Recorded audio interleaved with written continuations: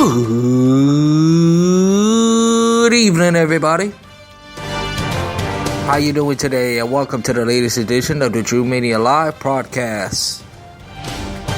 For this Wednesday, the second day of August, the year 2017.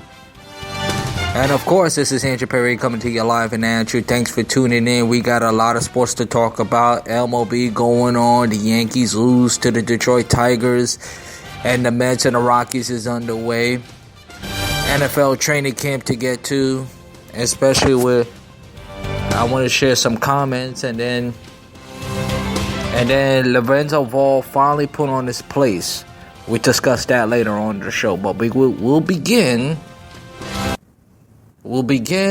with, of course, with the baseball, as the trade deadline came to a close Monday at 4, and the Yankees made some quality big moves, especially not just with the bullpen, but that was before the trade deadline, as they got familiar faces, which is David Robinson and a couple of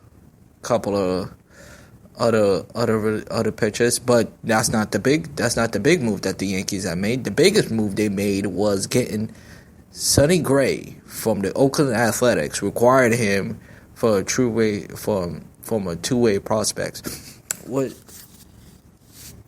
And this is why if Billy Beane is the, let me just say this about Billy Beane, if Billy Beane is going to be, as long as the general manager of the Oakland Athletics will never get anywhere, because every time the Oakland Athletics have a developed player, they don't stay long. Perfect example: Cespedes, Sanchez, Mark Mulder, Barry Zito. The list goes on and on and on. And this is the Oakland Athletics. They didn't have to trade him.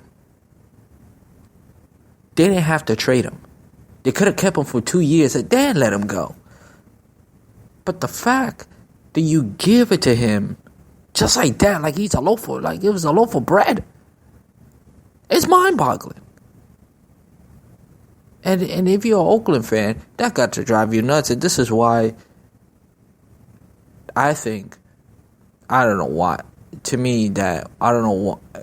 Billy Beane, in my opinion, is probably the most underrated, overrated, whatever you want to call it.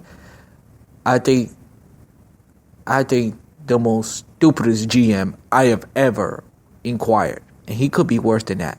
On the other hand, kudos to the Yankees for making that move, because if we know Brian Cashman, we know how stubborn he can be.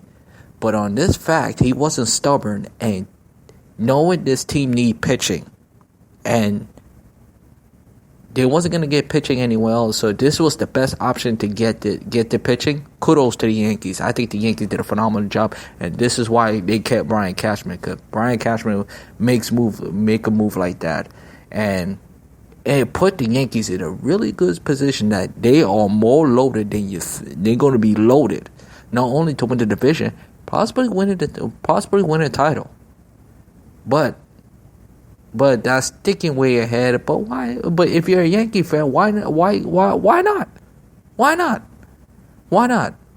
The only thing you have to do, you have to beat the Astros and possibly the Cleveland Indians or whoever's in the Central. But other than that, I see the Yankees getting to the World Series for the first time in probably 8 or 7 years. It's hard to believe. Now, let's move on to the National League, as the Dodgers make their big move, as well as they get used Darvish from the Texas Rangers. Who they trade him for? Who they trade him for? Most likely for some prospects, but kudos to the Dodgers as well, and the Texas Rangers, they also is on rebuilding mode. That's what it seems, because if they wasn't, They want to give up used Dodgers. And it made the Dodgers more dangerous more than ever. Listen. This is the best chance. If any year, the Dodgers' best chance to win, not only win the pennant, but to win the whole thing, this time is now. You have the best record in baseball. Period. And this is the best time to capitalize. I know Clayton Kershaw is injured. For how long? We're not too sure. When he's gonna come back, we're not too certain. And the bullpen is not strong, but it could be. It could be.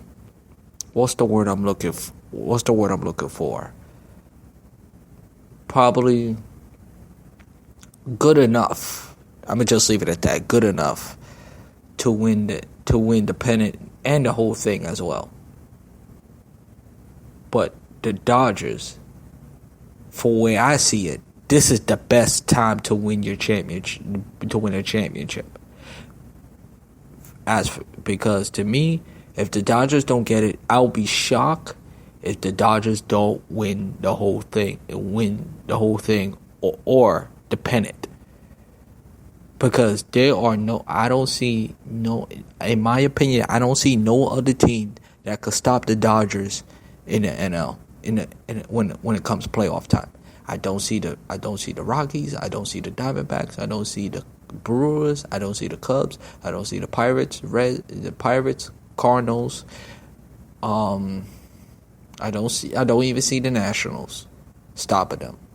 And the Nationals is their biggest threat. But even them, I don't trust the Nationals. And the Nationals never won a playoff series, so let's keep that in mind, folks. But if the Dodgers don't get it done, they will never win. And don't rip David Roberts, because the Dodgers got rid of Don Mattingly because they want to get to the next level. Now they have the best record probably in franchise history. And yes, I agree, their best season they have. I won't go in 1988. I will go probably since 1981. That's probably their best year. And to close with the National League, but this time with the East, with the Mets.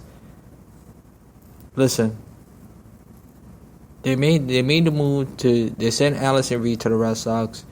What's this say to me is just, you know what, look forward to next season, because let's be honest, this Mets team is going nowhere.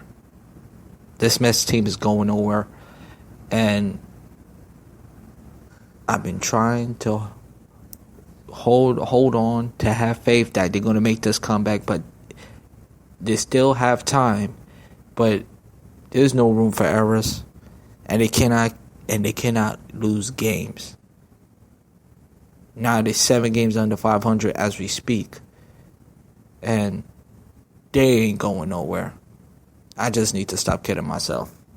And Mets fans, I'm not going to tell you to stop kidding yourself. If you want to believe in this team, go ahead. But as for me, if they win, I will be the happiest man. I will be the happiest man. But if they don't win, what are you going to do? You look forward to next season. Because this team is going nowhere, and too much injuries. It's just going to be a lot of shakeup next year, and I don't expect Matt Harvey. And to me, Matt Harvey has been a disappointment. The only good thing we should be thankful for is that we have Jacob deGrom, because if we didn't have Jacob deGrom, this season would have been much harder,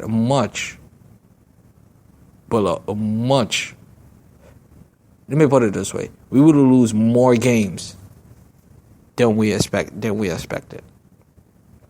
And so that's the story with the Mets, and they're underway against the Rockies.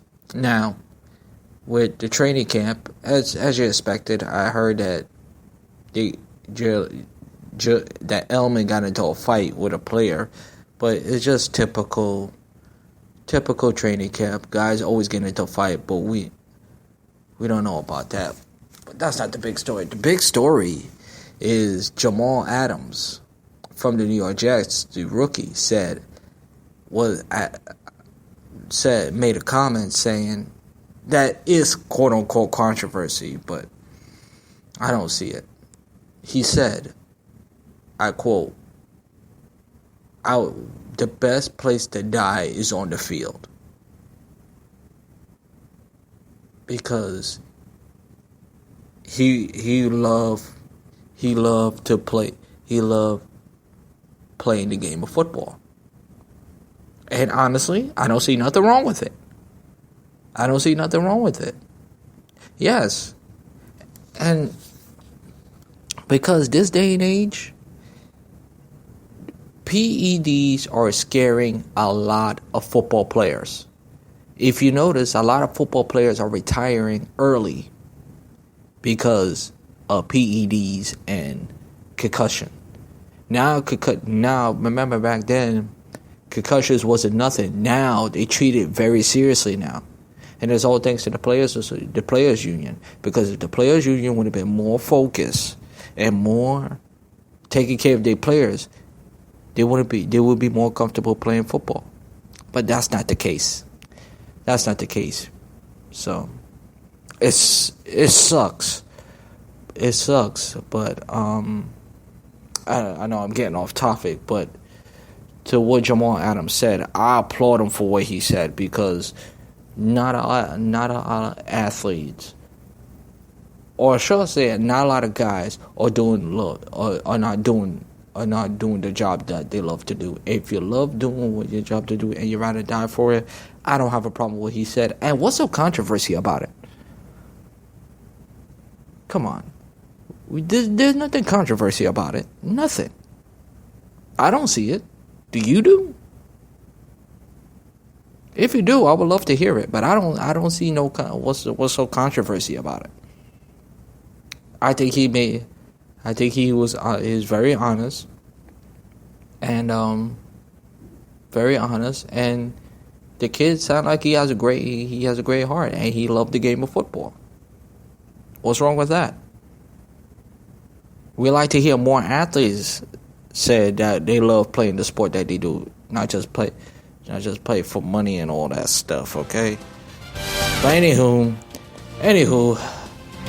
My time is up. I want to thank you guys for listening. Don't forget to tune in. Don't forget to listen to my show on Facebook, Twitter, YouTube, and iHeartRadio. I will have more episodes later on this month. Until then, I'm Andrew Perry. Thank you so much for listening. Until then, shalom. Let peace go with you, because you guys are the best. Take care, everybody.